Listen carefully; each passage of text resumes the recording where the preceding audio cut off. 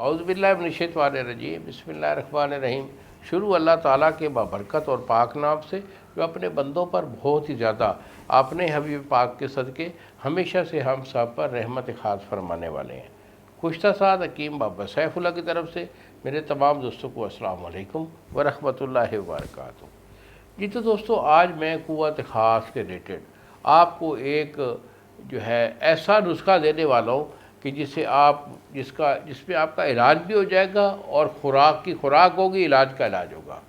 یعنی ہم دوسرے معنی میں اس کو بولتے ہیں کہ علاج بالغذا، کہ غذا سے کس طرح علاج کرنا ہوتا ہے، اور یہ سب سے اچھا علاج ہوتا ہے کہ جو علاج بالغذا ہو۔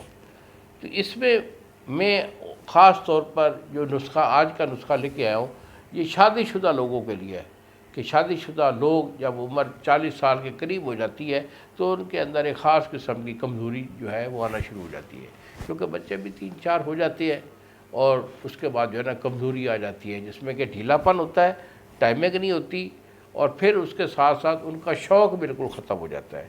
کئی دن کئی ہفتے گزر جاتے ہیں، ان کا دل ہی نہیں چاہتا کہ ہم بستری کریں، وائف کے ساتھ محبت کی بات کر لیں۔ تو ان بھائیوں کے لیے بہت اچھا نسخہ ہے۔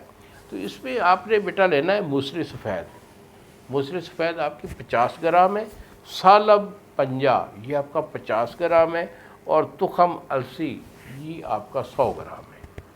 بہت اچھا میں نے کمبینیشن آپ کو دیا ہے۔ اونلی 3 چیزوں کو آپ نے صفوف کر کے ڈبی میں محفوظ رکھ لینا ہے۔